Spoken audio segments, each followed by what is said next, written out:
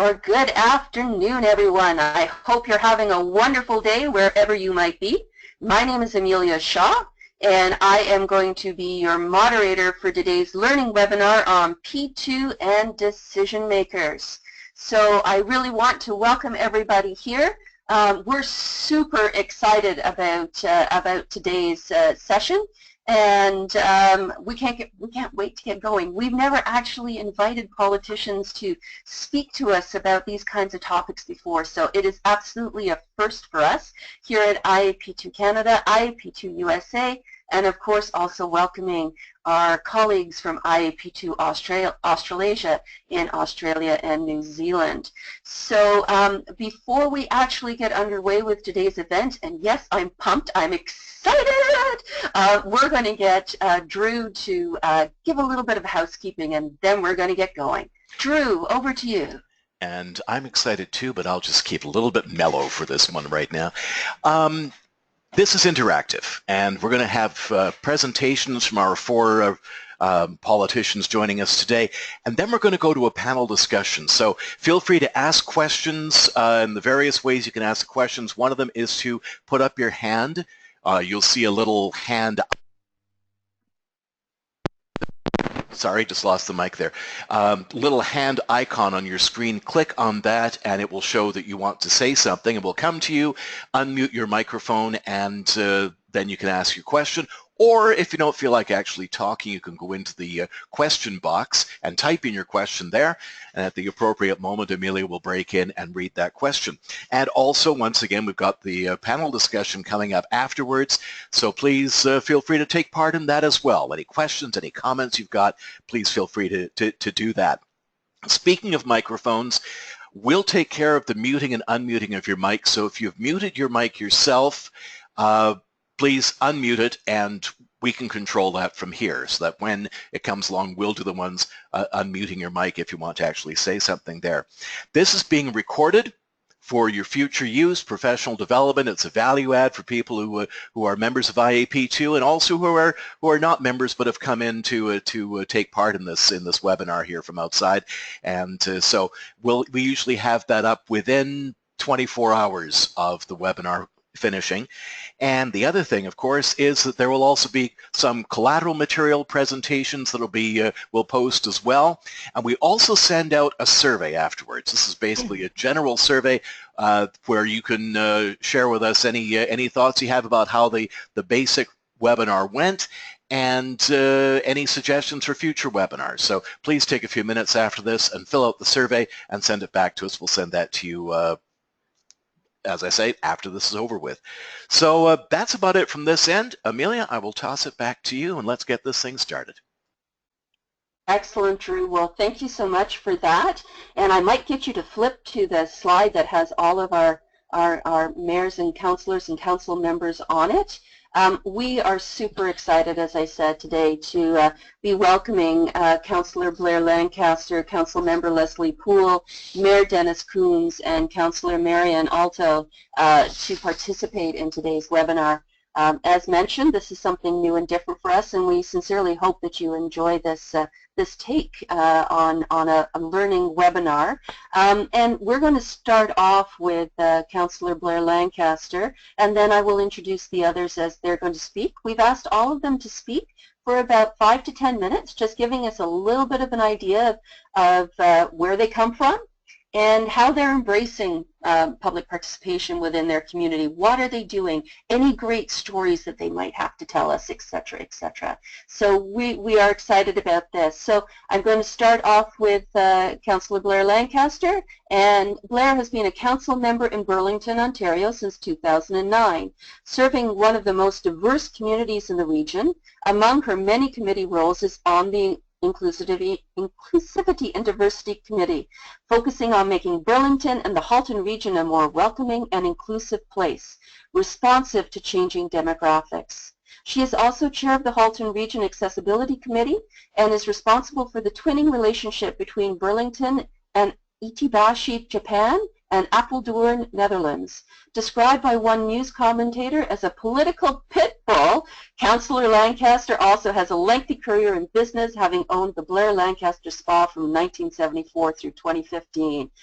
Councillor Blair Lancaster, welcome, welcome, welcome, and we're turning it over to you now. Thank you so much.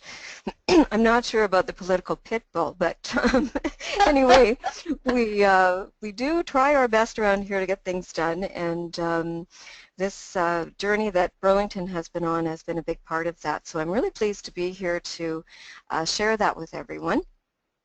Hold on here. How do I get to the next one? There we go. Okay. So I have to say that initially when I was introduced to the IAP2 model, I really recognized that it really provides a framework for everyone to follow. And the significance of that is it helps everyone to find a place. They know what part of the process that they're involved in and what they are going to be able to do about it. So I was really thrilled to support the adoption of this model for decision makers. And when we did this, we were a newly formed council back in 2011. So we had a new mayor and 3 brand new council members join the team, including me, and working towards using the IAP2 model really set the stage for our first engagement that occurred in the creation of our strategic plan for 2011 and 2014. And I have to say that it was extremely successful, and through that process we not only adapted it as a council, but we trained about 60 staff and also a number of citizens that were involved in our citizen committees, and that was a very important part of our journey and really helped us to get a tremendous amount of buy-in. So the City of Burlington, as I said, put a major emphasis on community engagement. And one of the things that we did was we hired a community engagement coordinator. She was hired on a 2-year contract initially, and together with citizens she created the Community Engagement Charter. And this was a document that was unanimously adopted by our council. Now this charter is a powerful document. It is one of the first in Canada, and it puts in writing the commitment that our city has to engaging with residents and in all decision making. And as part of this process, we also created a charter action team. It brought life to the charter, and because it identified what the actions, the responsibilities, and it also identified, most importantly, the rights and responsibilities on the part of citizens, because as you all know, when we're dealing with citizens, often they think it's only the responsibility of government, but it is a two-way street, and that came out very clear throughout the Charter and the Action Plan. So in 2016, we now have a full-time staff member whose role is to support the public in engagement and to provide support and training opportunities for staff throughout the engagement charter and everyday practice. Now during sorry, I've lost myself again here. I hit the wrong thing. Oh, sorry. My apologies. So during the creation of the 2015-2040 strategic plan, we made a huge move forward because we included 3 phases of public engagement, and that was necessary to create the plan. And as a result of the public input that we received, we actually ended up with over 176 changes that were made to the plan, and we felt that was significant. Now, one of the 4 pillars that was developed as a strategic direction in the plan is actually an engaging city, and it talks about good governance and involving residents to enhance sound decision making. Now our staff will actually tell you that the engagement process was humbling, and an example of that was at the final public engagement session. We all felt that we had a really good draft plan. It was vetted so well throughout the community. Our staff vetted it, our council vetted it. We were all extremely proud of it. Anyone who was involved with it at that point felt really good about it. And we actually expected very few changes to the final draft, but we were very wrong. And we found that by using the World Cafe model, we drew out lots more themes and many more changes, and and those changes actually made our current strategic plan the most successful in the city's history.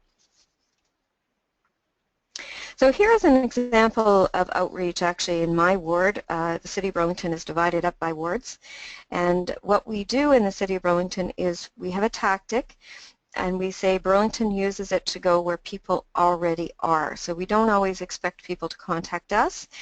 That's certainly part of the process, but we find it's much more effective if we get right out into the community.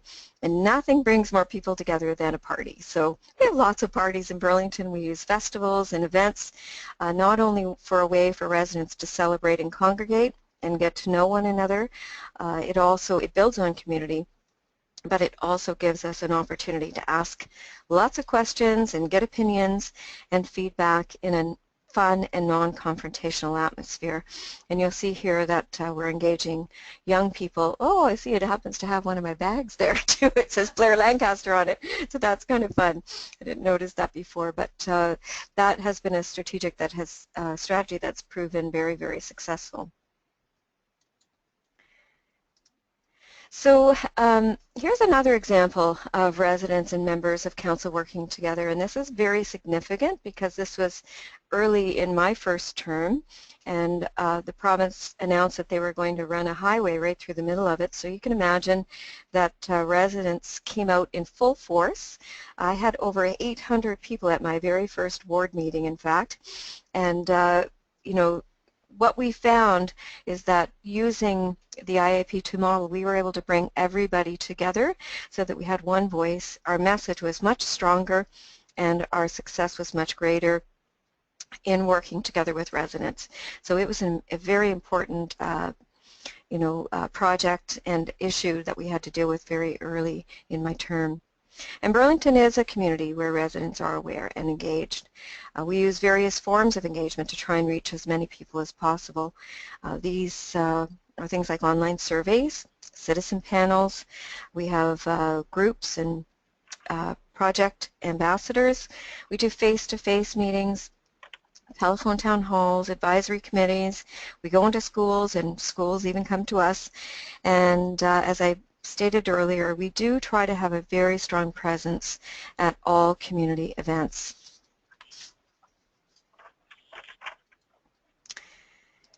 Now in my ward, I've learned a lot, and this also is an example of how we engage the community. The mural in the background, we brought schools and community members together to determine exactly what that mural should be, and it was a long process over about a year and a half, and we've ended up with an absolutely spectacular mural.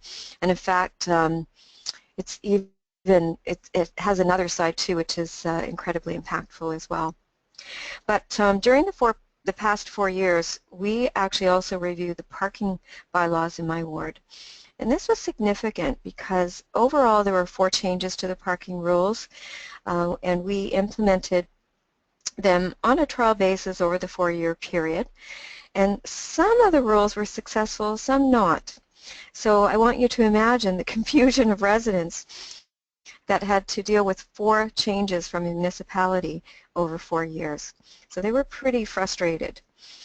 Now fortunately, because we had used the IAP2 model in the process, we were able to engage thousands of residents, and we received thousands of pieces of correspondence. So in the end, not everybody was happy, and of course, as you know, being engaged at a municipality, it means that after decisions are made, sometimes people come out in force, wanting, demanding to know what the process was and why weren't they engaged or involved. But because we used the model, I was able to then go back to those residents who came in late in the game, explain what the process was, what we actually did, what the feedback was, and what we did with that feedback. And that's been a very important tool for me to be able to have that backup so that you're not subject to that criticism, because no matter how hard you work at engaging residents, it is a two-way street, and they have to be aware and respond to the call. So the IAP2 model, it helped me to manage that whole process. It also helped me to manage the meetings and all of the results.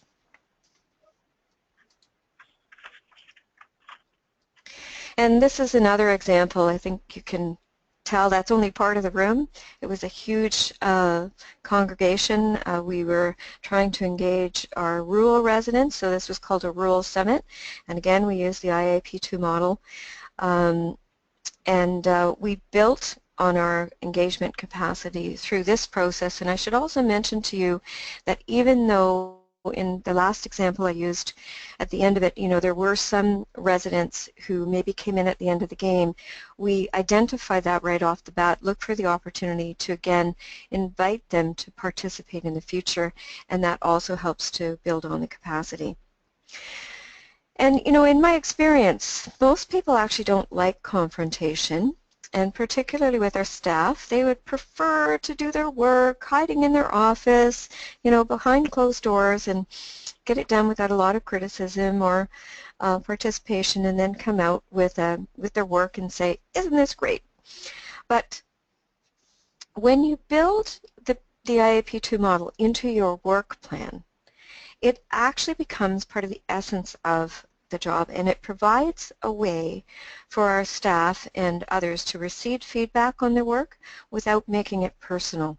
And it also takes the weight off one individual because it is more of a collaborative approach. So I know that our staff really like it, and I mentioned that the ones that have used this model, they will tell you that sometimes it's humbling because what they think or how they think something's going to turn out may not be the way that it does, but the results end up being exceptional. So that's the importance of this.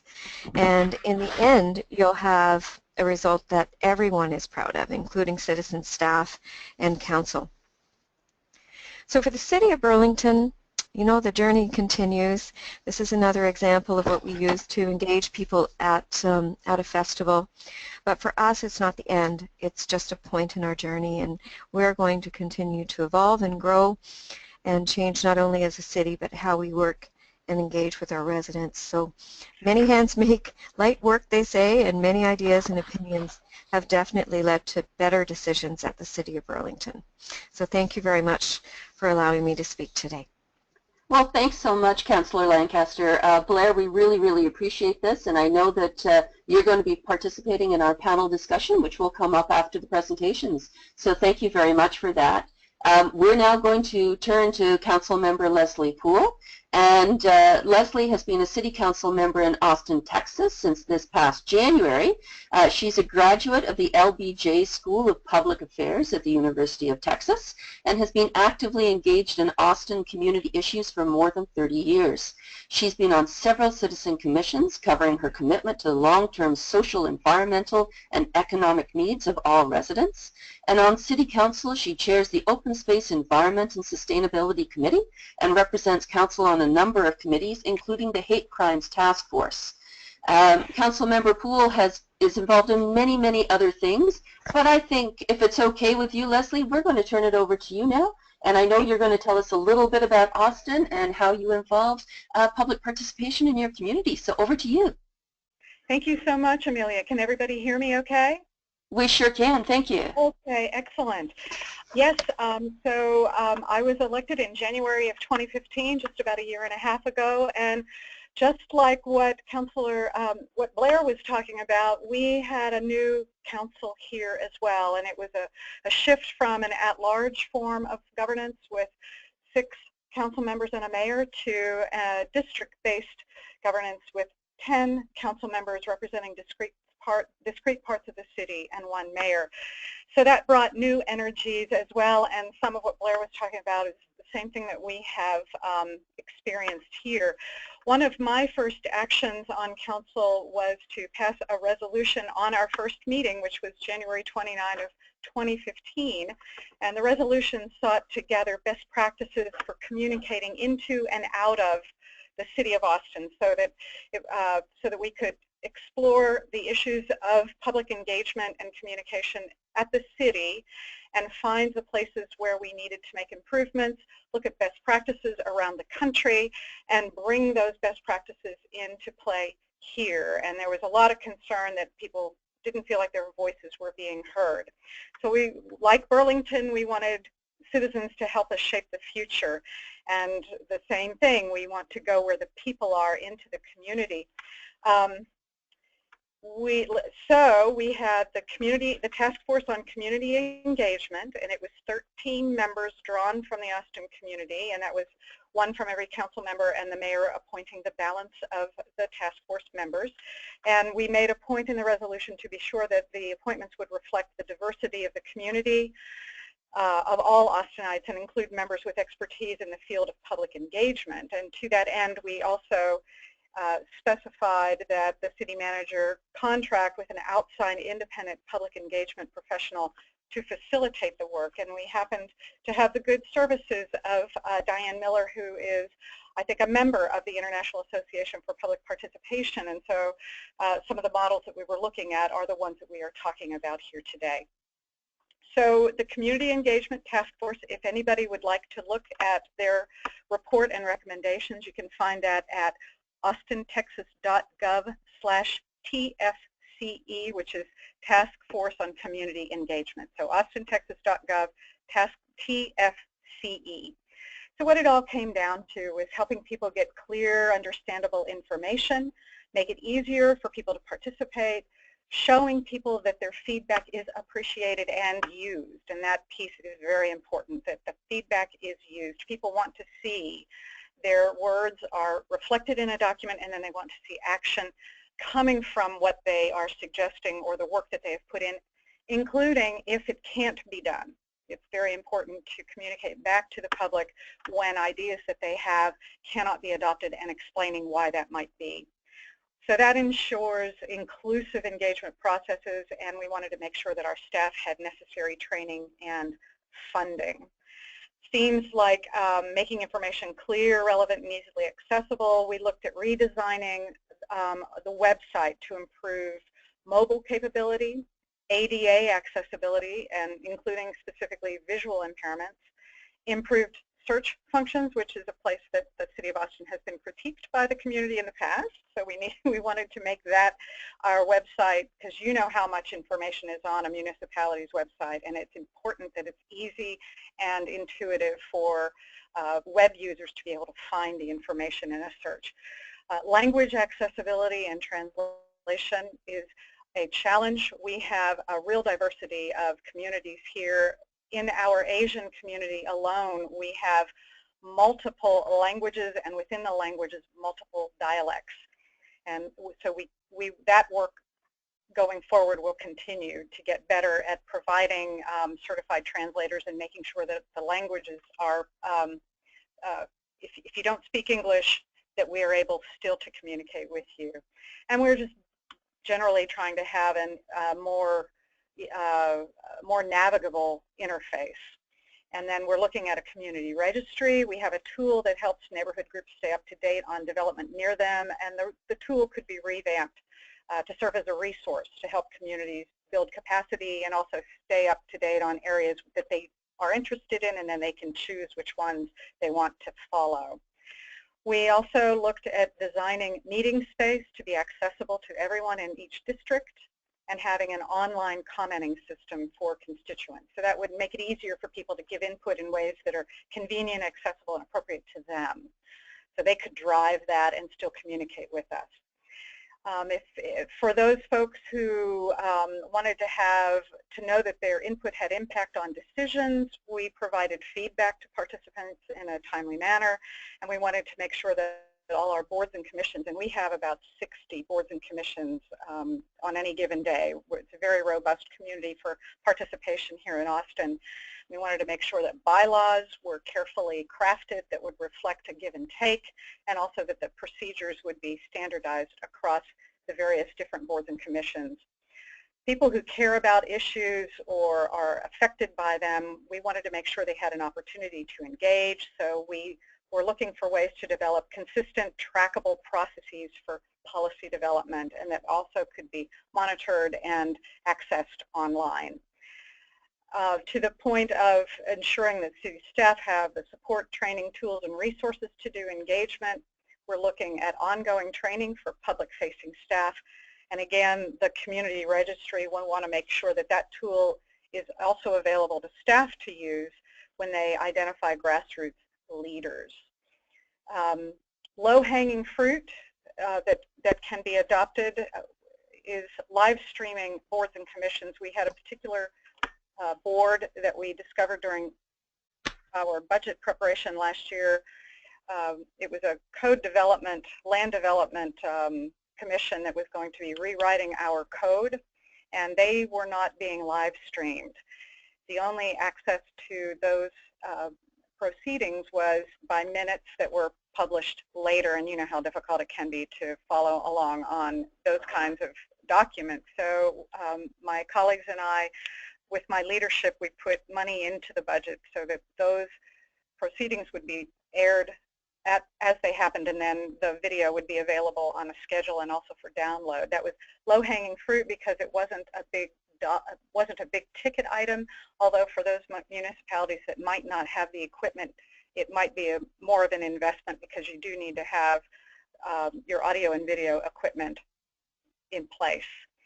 And then on my more personal level in my office, the same professional who was working with the community task force did exercises with my staff and me so that we could identify and define vision, mission, values, strategies, and goals for my district office and our operations. And we followed the IAP2 model to very good effect. And it helped us as a team in my office talk to one another. You know, a lot of times in the offices we are running in so many different directions. We're all pulling the same load, but oftentimes we're not talking as deeply and as often as we need to, and so we need to learn to slow down and have those conversations even just within our offices. I've got a very dedicated team. I am very, very fortunate, and they put their heart and soul into this work, and it's reflected in the reception that we get when we go out into the community. And then I will just close by saying I have some difficult conversations that will be happening within the next 2 years, translating existing roads to having protected bike lanes and possibly less parking, or parking at least on one side of the street. And these will be difficult conversations for some parts of our community, the ones who are advocating to have this done, others who don't want any changes. And I plan to use the IAP2 model in order to find a safe ground for those conversations to develop so that we can all come to consensus and people will understand. My hope is that everyone will understand what the reasons for the changes are. It'll make for much safer pedestrian and bike riding access if they are in protected areas and the sidewalks are complete and ADA accessible. And then we can also slow down traffic on some of these roads that people drive too fast on. So that is kind of a real quick wrap. I did just want to say that from listening to the discussion from Burlington, there's so many similarities. And I really enjoyed that presentation and look forward to hearing the next folks speak because I'm already learning a lot. Thank you. Excellent. Well, thank you so very much, Councilmember Poole. We really do appreciate that, and I think there's probably many people on the line right now that will feel your pain as you're going to have those conversations regarding sharing of the road with bicycles and pedestrians and things like that. And of course, just a quick reminder to everybody, there's also a lot of great work out there with case studies. So we've had a number of Core Value Award winners in the past that have done exactly this type of work. So if you're ever looking to not reinvent the wheel, no pun intended, and just want to find out what other people are doing, take a look or send us a question and we'll be sure to send you in the right direction.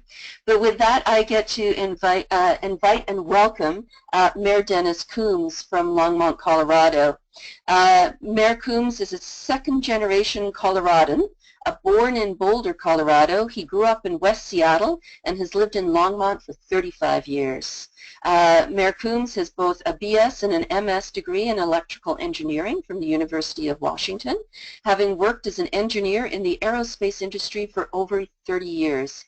He retired at age 55 from Ball Aerospace. Dennis was also one of the founders and is one of the co-owners of the Pump House Restaurant and Brewery in Longmont. Excellent. The Pump House Brewery, which has been in business for over 19 years, is a cornerstone business in downtown Longmont. He currently works as the corporate treasurer of Pump House Brewery and has been Longmont's mayor since November 2011. Dennis, welcome. It's a pleasure to be here. The city of Longmont has 93,000 citizens and a very diverse population. You know, this first slide, we basically set a goal in 2001. So, you know, I'm following a lot of strong councils that had visions, you know, decades ago on what the city wanted to be, and they are the ones that implemented this goal of community involvement. Oftentimes, listening to multiple perspectives results in better decisions by elected officials. This slide shows how we define community involvement. When all the organizations come together and truly listen to each other's concerns, we can collectively find a solution that benefits the majority of the people.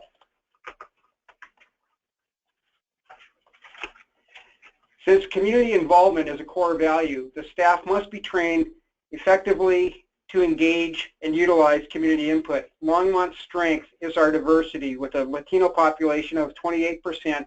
In addition, we have a strong Asian, Indian, Nepalese population. I personally engage with all of these ethnic groups, and we encourage their participation on our boards and commissions whenever possible.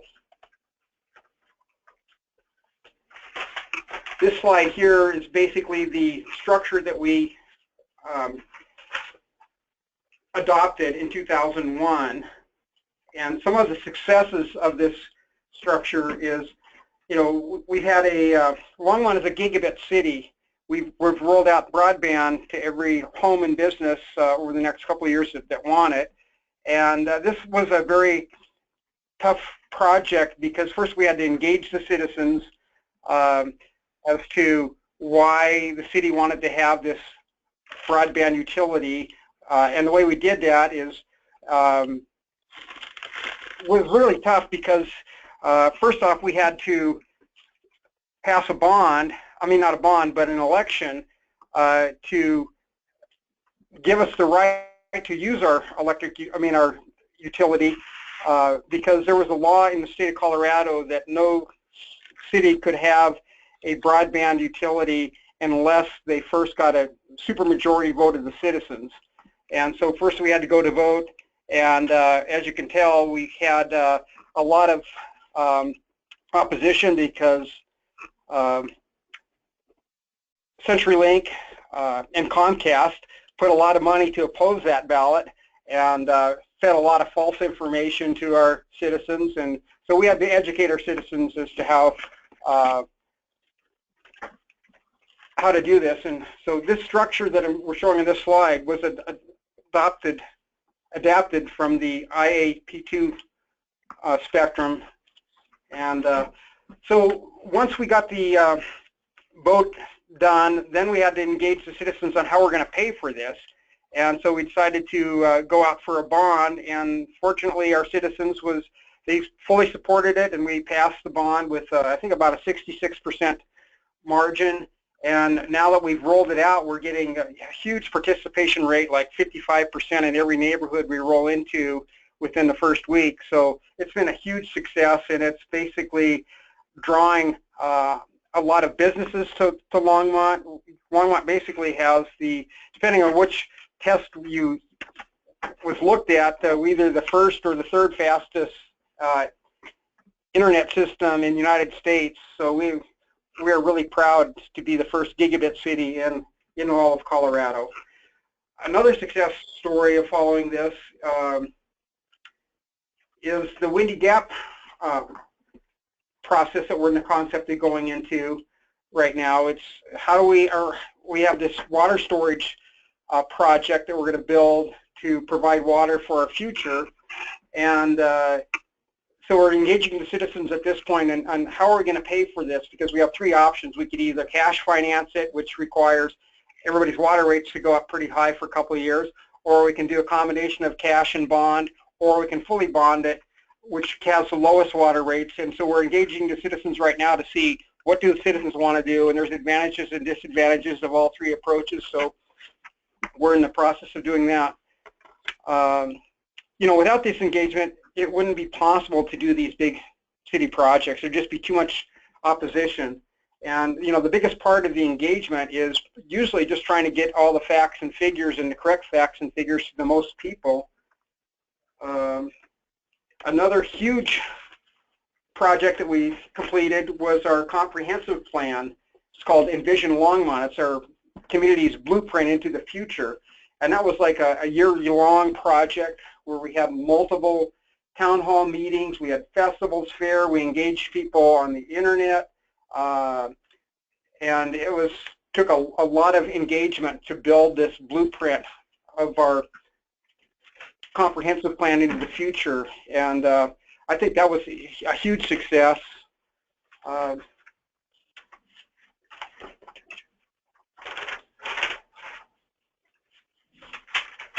So this is the Longmont structure. Again, click the next slide.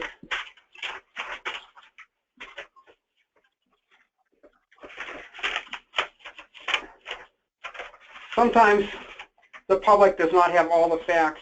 When they think council is making a less than optimum decision, our job is to educate the public with all the facts and not just a small subset of the facts. Oftentimes, this is the most challenging and frustrating part of a public official's job, is just to make sure that everybody has the same set of facts that we have when we make these really tough decisions. And I think that's always been, I think for me, one of the hardest parts of this job is to make sure that everybody's engaged, everybody gets all the facts.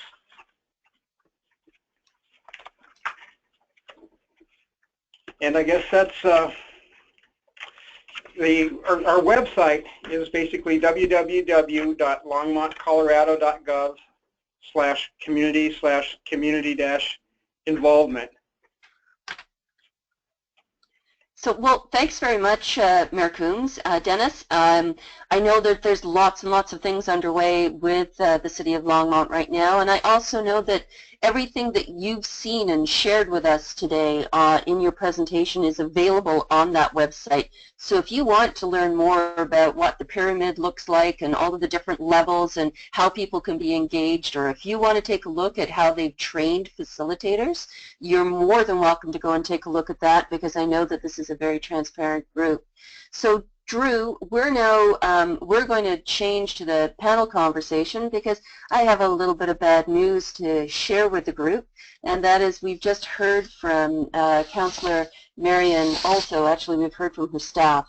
Councillor Alto was in a car accident this morning and is going to be unable to join us on today's webinar session. So as you can imagine, all of our best wishes are with her as she goes into a recovery mode, and we're hoping that it's not a very serious car accident, but unfortunately she is unable to join us due to this accident. So Marion, our hopes and prayers are with you as you get through the rest of the day and whatever needs to happen in the coming weeks. So I'm sorry about that, but we are now going to go into sort of the question part. So Drew, I know you've got a PowerPoint with my questions on it, so if you could go to that, that would be gratefully appreciated. And we do have some questions coming in from the audience as well. So we have opened up all of our councillors' mics, and we will be asking those questions now. But let me come to one first from, while Drew's looking for that, we're going to come to one of the questions from the audience. And this comes from Michelle Snow, and it's for everybody. How have you, as elected officials, countered criticism from other elected colleagues who may feel that increased public engagement threatens your authority as an elected official, and who doesn't easily embrace the idea of meaningful public participation in policy decisions? So I'm sure as politicians, not not everyone sings from the same hymn book all of the time. So how do you deal with those people? Because obviously the three of you have embraced public participation, but others may not that sit at your at the tables with you. So anyone that would like to respond to that, how do you help another colleague that may not be supportive and may think that you're giving up your right to make decisions by involving the public? Would anyone like to have a go at that? I'll be happy to respond. I mentioned, you know, in my presentation that we had a brand new council. We had 3 new councillors and a new mayor. We have 7 elected officials. So, you know, basically over half was brand new. And I'm going to say the oldie but the goldies were a little bit resistant. They really didn't understand even what the problem was, and were, you know, really questioning us. But the new members, 2 of us, came from a business background, and you know, where we were very engaged and involved in best practice, and we saw that this was a step in the right direction. And so we, you know, we just forged ahead, and we were lucky enough that we had enough councillors that supported the initial steps. And then going through the process, it was very evident. And I have to say, through that first strategic plan, some of the councillors were very resistant, and we just forged ahead, and now they wouldn't do it without it. They think it's tremendous, and they can see the results, and everybody's on board. Thank you, Blair. Leslie or Dennis? Leslie, please. Happy to jump in. I think because our situation was similar. We had, as I said before, there are now 11, up from 7 on our council. All but 1 of the 11 of us were new. We had 1 returning incumbent, and a lot of what we heard from the community while all of us were running for office in 2014 was how much people felt like they were not being heard, and so they wanted their voices to be heard more actively. And you have to understand, here in Austin, it's a very participatory and very vocal community. So there had been a lot of communication into the city. What we were finding was that getting the information back out into the community seemed to be where a lot of the block was, and that's why the resolution that I offered in January of 2015 on that first council meeting that we all, after we were sworn in, was adopted so quickly, because we all knew that the community had spoken really loud and with one voice, and we wanted to respect that and honor it and then do something about it. The report that we got back, and hopefully folks have looked at that at austintexas.gov/TFCE, you'll see the variety of ideas that came from the community, and we will be working on adopting them as time passes. So what I would say is we didn't have the voices on council saying that we would be giving up any of our influence or prerogatives.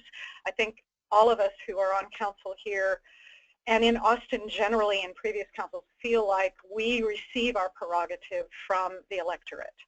Mm-hmm. Great, thank you. Dennis, any comments? Well, I've always been a firm believer that we should do what the people that elected us want us to do. And if you have like a poll or a lot of feedback that says we want to go in this direction, then even if I disagree with that, my job is to not implement my own will, but to do the will of the people. And I think that's majority of city council's members, my teammates, feel the same way on most issues. Sometimes 1 or 2 of us don't always go along with that. You know, I'll give you an example.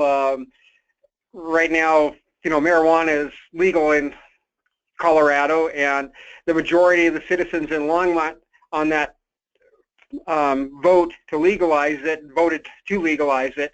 But then the city council originally said, well, we could bypass the state vote and make it illegal in the, or make basically the pot shops illegal to be within the city limits of Longmont, which is what we did. So now, you know, after several years and looking at what's happened to different communities, we're taking another look at that, and maybe because we are already dealing with any of the negative aspects, because we have 2 pockets that are basically county land that are within our city, so we're already dealing if there is any negative effects with that, and we're getting no sales tax money.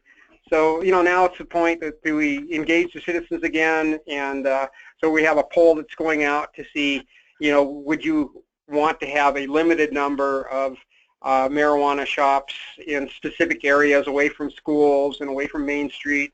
So, you know, we're in that community involvement, but I know that there's people, because of their own personal feelings, they don't care what the community involvement says. They're going to have one answer, and that's absolutely no. And, you know, to me, I like to just say, you know, I was elected to represent the people, and I think that that's my job, even if it's irrelevant whether I agree or disagree with which way we want to go with marijuana. My job is to do what the will of the people is. Thanks. Thanks very much, Dennis. Drew, I'm going to get you to go back to the PowerPoint slide that you had up earlier on for one of the first questions on the panel. And I think we were asking when public participation practitioners think about good public participation practice, there's a lot of different words that come to mind: inclusivity, trust, accountability, transparency, and I know all of you have spoken a little bit about this, but do these words resonate with you? Like, you're champions for good P2. How do these resonate with you? You know, trust is a biggie as well. Any thoughts or any comments on this? I'd be happy to jump in on this one. Hello? Oh, so I think I heard both Blair and Leslie jump in, so maybe we'll let Leslie go first this time. Blair? Okay. Thanks. I just wanted to point a little, really quickly, all of these words. I want to talk about the change, my good government legislation, which 2 specific things we're looking at: campaign finance reform here in Austin. I passed legislation last fall that required campaign contribution and expenditure reports to be submitted electronically, so that people who track who gives to whom are able to do searches across all of the campaign contribution and expenditure reports. In the past, they'd all been handwritten and scanned and copied, and they were paper documents, and it's real hard to review them in any meaningful way or quickly. So we passed that, and then I am also working on a lobby registration bill, which will require accountability and transparency among the people who come to lobby us at council, or our staff, or our administrative staff, so that you know, Austin is booming right now, and there's a lot of activity going on with land development and zoning, and so there's a lot of folks coming to Austin with plans and proposals, and we need to be able to track who's talking to whom, so that when we get to a final result, if there is something, then everybody feels, and this goes to the trust, the community feels they can trust what the information is that they're getting. It's easily accessible, and it includes as much of the details as possible. So we're looking at all 4 of these words even just in our good government legislation, but throughout in the community public engagement piece as well, trying to have as much information as possible available in as many formats as we can. Brilliant. Thank you, Leslie. Blair? So I guess I'm going to talk about the process, the IAP2 process, and how that encompasses those 4 topics, which is the inclusivity, trust, and accountability, and transparency. I'll mention that we did address this in our charter action plan, and you know, the things that were very important, we defined them all. So you can find that online on the city website, burlington.ca. But I go back to my experience when I first, you know, got involved with the city. I was actually on the first team that addressed community engagement, and you know, we heard a lot from residents, as I'm sure everyone else did. You know, I'm not being heard. I don't know what happens to my opinions. you know, on and on and on it goes. And what I found was that our staff was engaging, but they weren't following the steps of the IAP2 model, and some of the speakers have already addressed that, how we report back, for instance, you know, even when the decision isn't the same as what you want, but, you know, what's happening, et cetera, and that's accountability. But I found that in the early days of engagement, staff were basically going through the motions. So yes, they were having public meetings, yes, they were informing the public on certain things, but nobody was showing up. So I remember my very first budget meeting, there were probably 50 people in the room, which was a decent turnout for a ward meeting, but it was on the budget, and when we canvassed the room, I was actually the only resident from my ward. So the rest of the people were people that the city had invited, you know, from our boards, our committees, and things like that, because the general public wasn't showing up. And so I think when you look at the IAP2 model, when you talk about accountability and capacity building and, you know, all of those sorts of things, and transparency, you have to develop a plan to accomplish properly what you set out to do. So if you say you're going to engage with the public, your plan has to actually address that so that you will in fact bring out those residents and not just put in bodies so that you can say that you had engagement and that the community's not really that interested or they would have shown up. So that's what I found with this particular model, was that it allowed you to go back and create the opportunities, and you had to be responsible for making it successful. And in doing that, then action did occur, and residents did feel that, you know, that they were heard and that they were involved, and it goes on from that. So all of those points were achieved through that process when you apply the IAP2 model. Thanks very much.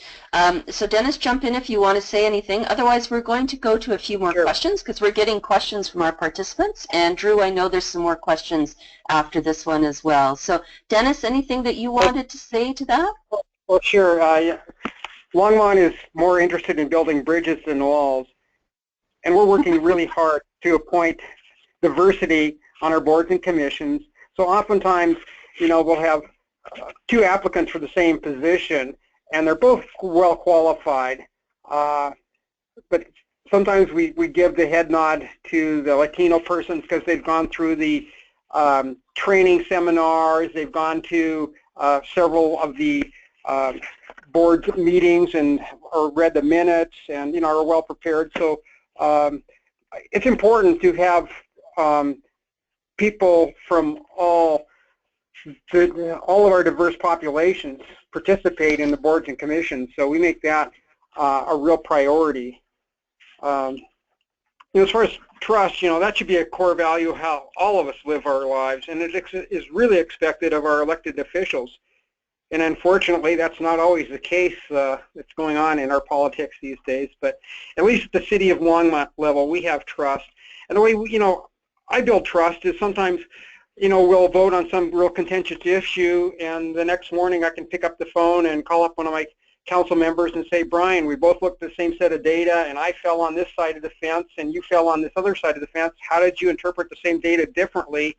And he'll say something really profound from a frame of reference that I didn't even think of, and I go, wow, that's, you know, that makes sense. So once you have that ability to work with your council teammates with that trust issue and be able to realize that you don't have all the answers and you just see the world through your lens, that by opening your lens and listening to other people's frame of references, you know, we can build city councils that know how to work together and respect each other's points of views. And like the next morning after a real contentious vote, we're all best friends again. You know, we don't hold grudges. And I think it's just a culture that we've developed by working together with this trust, because when I was first elected, you know, it was really tense, and, you know, just by engaging people and building that trust, you know, we've been able to work together for 5 years and get a lot of things accomplished. Excellent. Well, thank you very much, Dennis. Drew, I'm going to get you to turn the slide to the next questions, and I'm going to ask some other questions from the audience as well. One of them is from Corey, and she's just wondering about, you know, sometimes there are challenges that arise when people come late to a public participation process.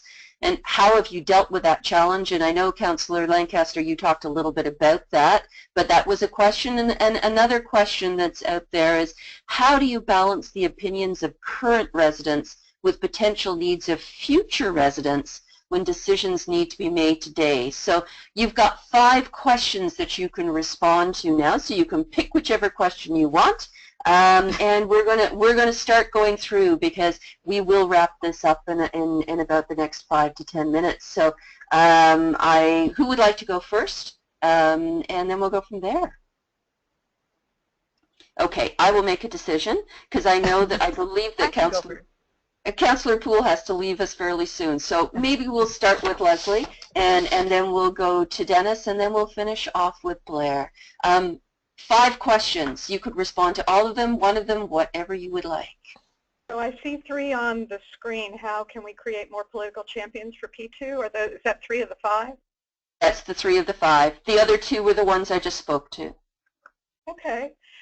Well, I think the ones that are on the screen, 1, 2, 3, about political champions and good P2 and advancing good P2, I think it gets right to the whole essence of what IAP2 is all about, and that is being willing to listen, actively listening, having the time to listen, and being open to differing points of view and taking them in, and then trying to find areas of commonality and then working toward those, hearing from as many people as you can.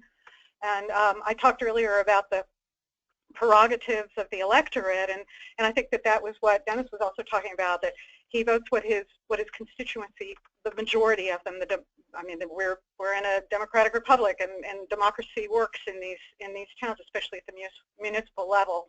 And I look for those votes, and then the preponderance of the feeling on an issue. And the nice thing about being from a smaller, discrete district rather than representing the entire city is I know exactly where to go to find the folks who I most directly am responsible to.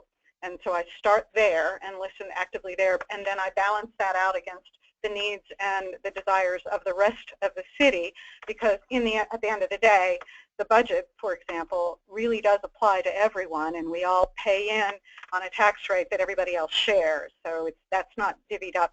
We don't divvy monies up by which part of the district you're in. It's all across the board, and we put our monies where the need is greatest.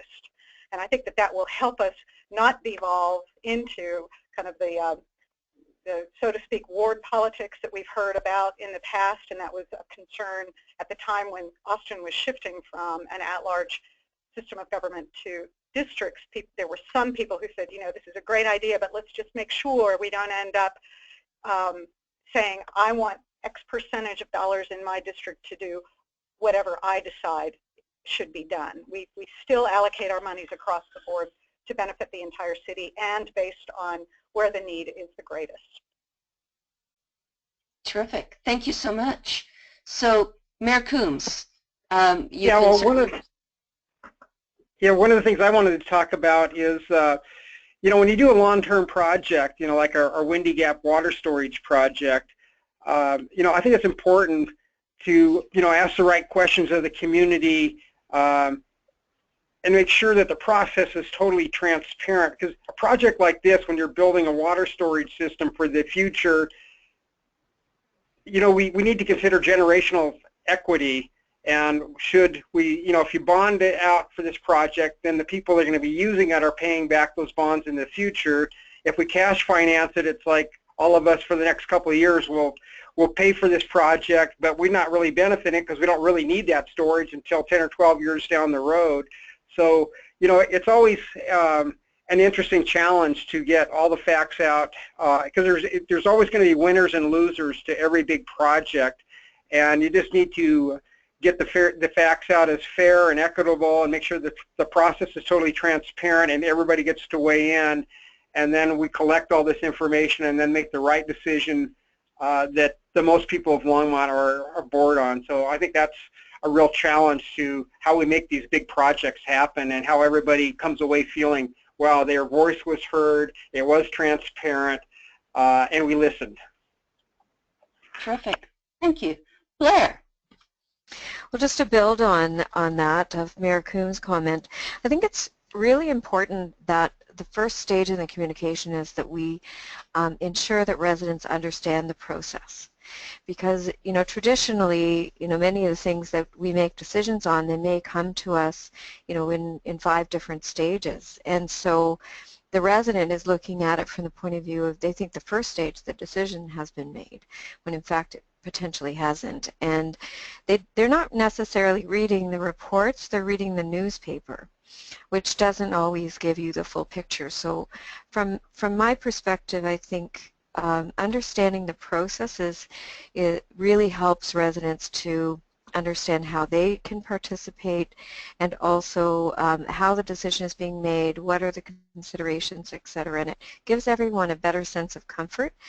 So that's very important, I think, from our perspective.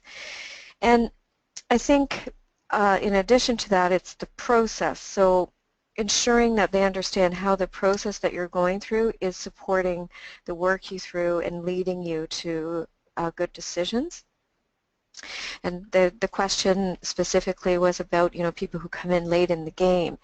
And, you really, if you've just made a decision and you've had a year and a half of public engagement on it and have received all kinds of input as a result, then you really just have to be honest with that resident and say, I'm really sorry that you weren't involved and that you missed the fact, that you weren't tuned into the fact that we were working on this, but this is what we did, and this is how we did it, this is how we received the information, this is why we made the decisions that we did, and I'm going to encourage you to, in the future, because the decision has already been made, in the future you should really be engaged and sign up for whatever, for better communications. And that helps us, for everyone to feel better, because everybody's late. If they understand they're late in the game, they'll get it. They may not particularly like the decision, but if they know that you've done a fulsome process, they'll have more confidence in that.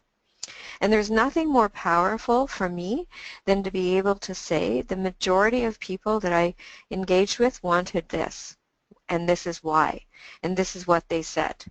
And someone else who lives in that community can't really discount that because they weren't at the table. They didn't share their voice.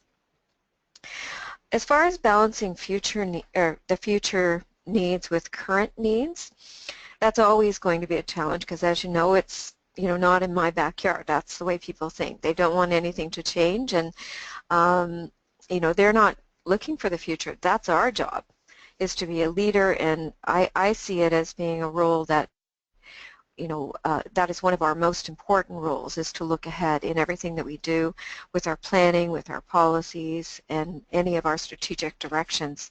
So again, communicating that so that when people say to you, and we just implemented a road diet, and we're the most hated people on the planet, I think, right now, but that's because people are saying, well, I don't see any cyclists on the road. Why would you do this? I don't see any cyclists. I only see cars. And we have to continuously communicate. It's not about today. It's about the cyclists that are going to feel comfortable cycling. And in the future, we see hundreds of cyclists on this road.